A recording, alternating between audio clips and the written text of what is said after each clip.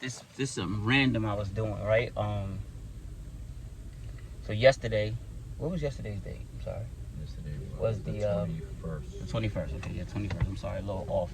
Yesterday for the 21st, there was a big ride out given on behalf of my brother Dirtbike James. That's one of my childhood homies and my brother, and we'll get into the history, all that. Y'all know how much deep history we got, but I'll just give you a little bit of some history on Dirtbike James. Some of the stuff we don't want to go detail because it's a dope documentary we have. We got dope footage and exclusive stuff, but I just felt like I could just give a little input real quick on, based off yesterday, and I think it was a great thing probably put together for him. Shout out to SP, shout out to his daughter, shout out to everybody that supported SP. Great brother, great brother. Instabands SP. He's definitely a Gohardboyz member, and I think he put together some good events. Anybody that came out and showed love and rolled for James. James would have loved that. James would have loved that. James was a real dirt bike head. Like, when I say dirt bike head, a dirt bike enthusiast, a lot of y'all guys that's into the culture now are enthusiasts as well. But when you go to prison for almost 18 years in prison, 20 years in prison, 19 years in prison, and still have a passion for bikes. Like, people, y'all say Dirtbike James, they was calling him Dirtbike James from in prison. You know what I'm saying? Before James went away, James was known as Fat James that rode dirt bikes. But he kept that same passion throughout prison. He the dude that was sitting in the prison yard looking over the fences, listening to the dudes ride dirt bikes in the woods out there, wherever, different facilities he went in. I remember we used to speak on the phone. He was in prison, and he would be like, yo, send me the new magazines. What's up with this bike? What style is that bike? I need to, he kept his mind so deep into the culture that, it just helped his time go past. He even said it one time on the interview that I had with him. Like, even when he got sentenced, James had 49, 44 years in prison, whatever they sentenced him to.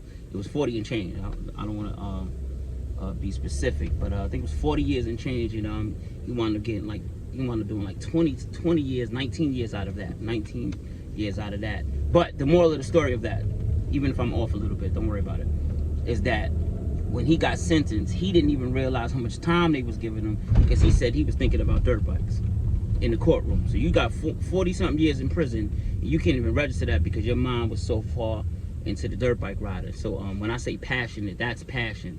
And he came home after all that time. I remember we picked him up from prison, and all he did was talk about bikes. I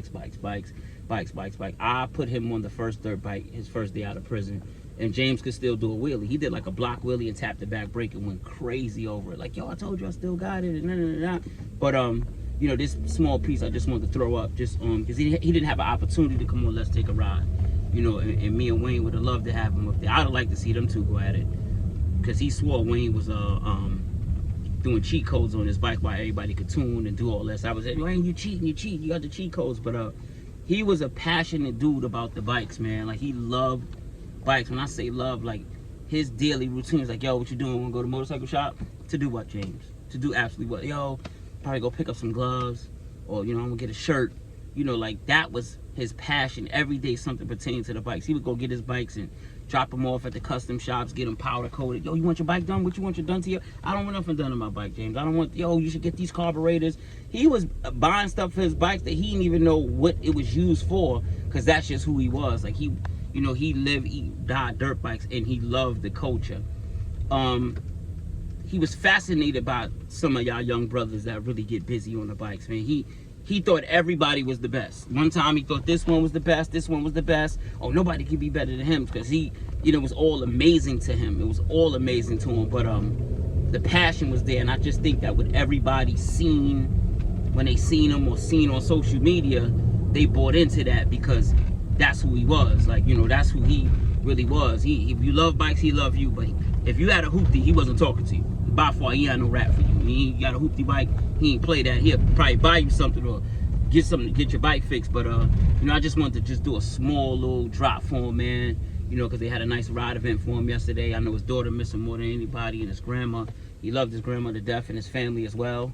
A lot of the dirt bike dudes he missed. You know what I'm saying? But him coming home, being part of the, when we established the Gohardboyz thing, was mega for him. He was like, I'm gonna be the general, I'm gonna run this. And a lot of people, a lot of the young kids looked up to him, man. And for me, I'm you know, I can hold with a straight face, but I really miss him a lot, man. That was my brother. He drove me crazy a lot. We had a lot of behind the scenes arguments, but we was brothers. It just never went far. You know, it was just brothers, and I really miss the dude a lot, man. You know, just the passionate part and all of that, man. You know, a couple transitions he went through, but I just missed the passion.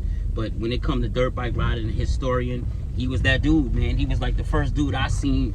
You know, I met him through Alpo. Alpo introduced me to him because at the time when I was riding dirt bikes, I had a little, you know, name ringing to be so young.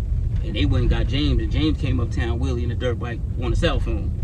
And he just had the swag, and I was like, I step my shit up. He got swag, but you know, that's a real OG, real historian. I just think y'all wait for the culture just getting, you know, the wind of Dirt Bike James, but he's really from the era, man. But his passion was deep, super deep. I mean, he loved die dirt bikes, and I just wanted to do a little drop for him because he probably in my head and told me, yo, put something on YouTube about me and talk about me. But I miss you a lot, man. You know, and thanks for y'all support. Let's Take a Ride, man. Subscribe to the page if you get a chance. Comment. You know, we're gonna give you some more Dirt Bike James stuff. We're gonna try to save it for the documentary, but I don't really want to go into detail. Just want to show him some love and just make everybody that's supporting the Let's Take a Ride podcast, that, you know, we want to just get some input from y'all. But this is for Dirt Bike James real quick, because I had a nice ride out for him yesterday, and I wish I could have really got to meet him. Those who got to meet him understand what I'm talking about. The people on the outside looking in, he was real. He was real with that bike stuff, man. He wasn't wasting money on cars and jewelry. He gonna go buy 4 or 5 dirt bikes, and he want them all customized, and he gonna ride them for 10 minutes. And that was it. That was Dirt Bike James. Thank y'all. Make sure y'all tune in and subscribe to the channel. All right.